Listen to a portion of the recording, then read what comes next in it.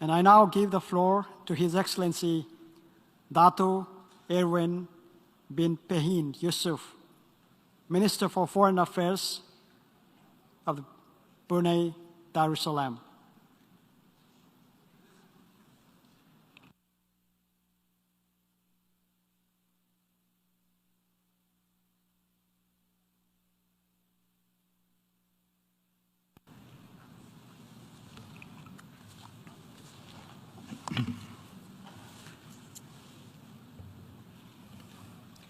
Bismillahirrahmanirrahim.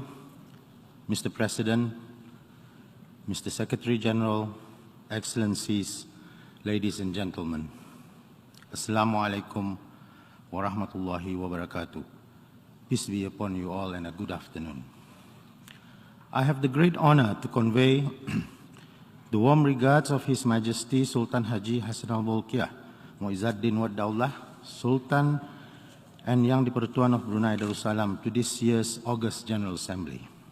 At the outset, I would also like to congratulate His Excellency Chaba Korosi for assuming the presidency of the 77th session of this Assembly. Also, our deep appreciation to His Excellency Abdullah Shahid for his contributions and efforts in bringing multilateralism, which is an important and fundamental principle of our work at the United Nations, to the forefront during his presidency.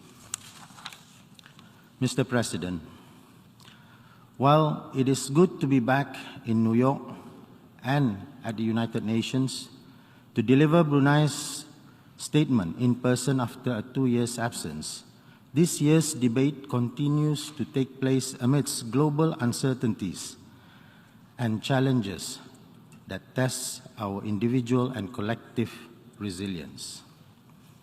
It has been almost 3 years since we first heard of COVID-19, and whilst we are still feeling its effects, many of us now are looking forward to a post-pandemic world. However, a key and crucial factor to achieving this would be a successful vaccination program and by having vaccine equity. Lest we forget the WHO's mantra that says, and I quote, "No one is safe until everyone is safe," end quote. Unfortunately, as of June this year, only 58 out of 194 countries have achieved the 70% complete vaccination target set by the WHO, whilst the others have not. Although initial challenges faced regarding supply and manufacture of vaccines that resulted in delays and have been addressed, we continue to see many countries still facing the problems of getting their allocated vaccines. While we recognize the role of COVAX has played in this global health emergency, we also see the continued need to address the fundamental issue of vaccine inequity that has continued to impede supply and distribution. In this regard, we need to develop a more effective and more resilient global health infrastructure as part of our preparedness to face possible future global health emergencies. More efforts are also needed to address the impact from the pandemic, especially mental health, a condition that is often taken lightly even before the pandemic. This is important as it can result in a huge economic burden to the countries concerned in the future. We in Brunei Darussalam have come to recognize the need to include this in our post-pandemic recovery efforts. As such, we have introduced a 5-year multi-sectoral mental health action plan. In addition, we are also working on a regional basis in East Asia in promoting better mental health and well-being. Mr. President, climate change is yet another challenge the world has been facing even prior to the pandemic, and it is one which continues to be a real and existential threat today, which, if left unaddressed, can lead to another global emergency.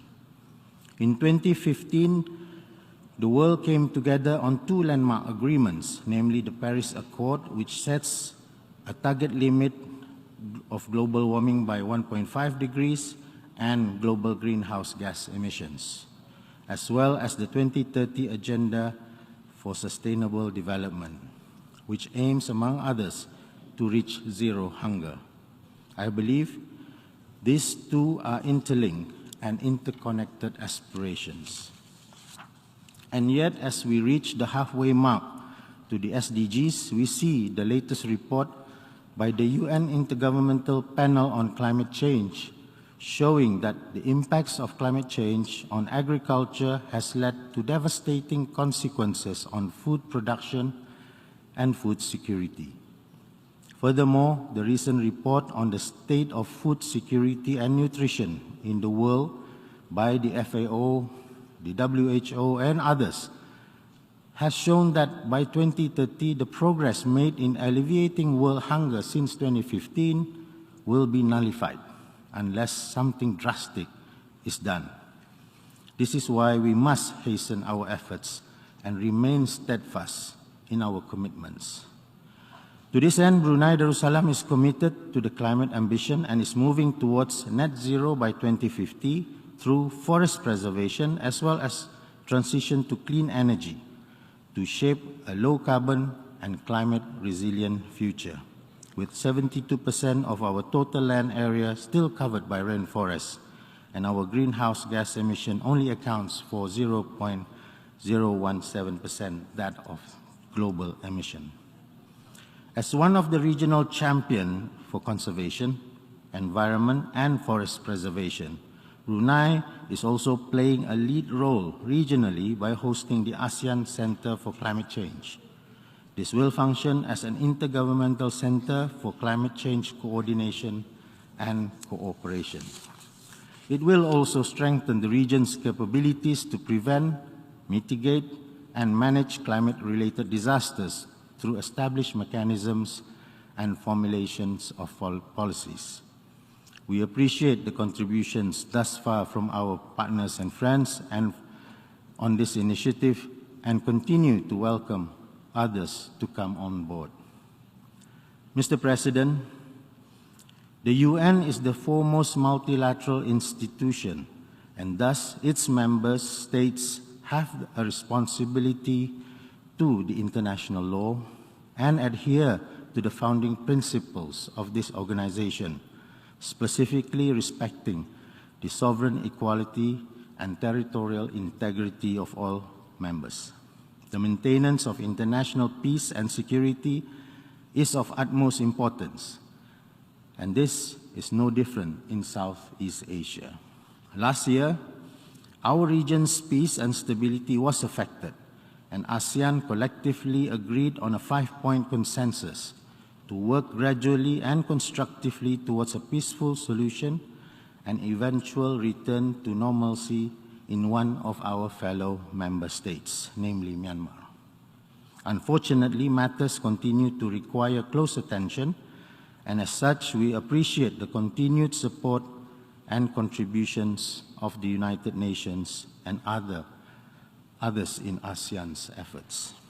On a similar note, the current conflict in Europe has also brought about global concerns, leading member states to unanimously adopt a resolution that ensures accountability of the Security Council. It is, however, disappointing that the same attention and regard has not been given to solving other areas of conflict, particularly on the question of Palestine.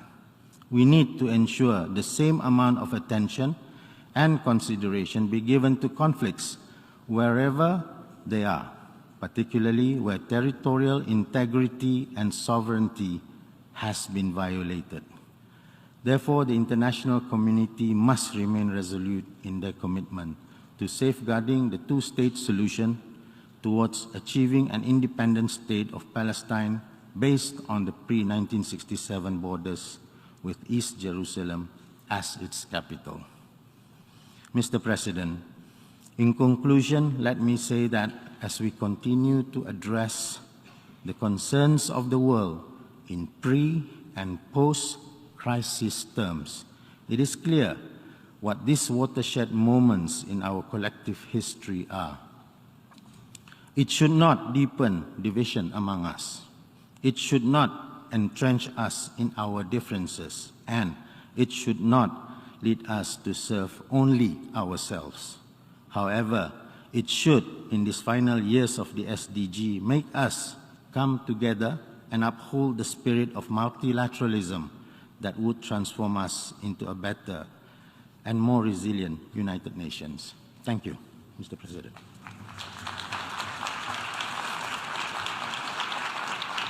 I thank the Minister for Foreign Affairs II of Brunei Darussalam.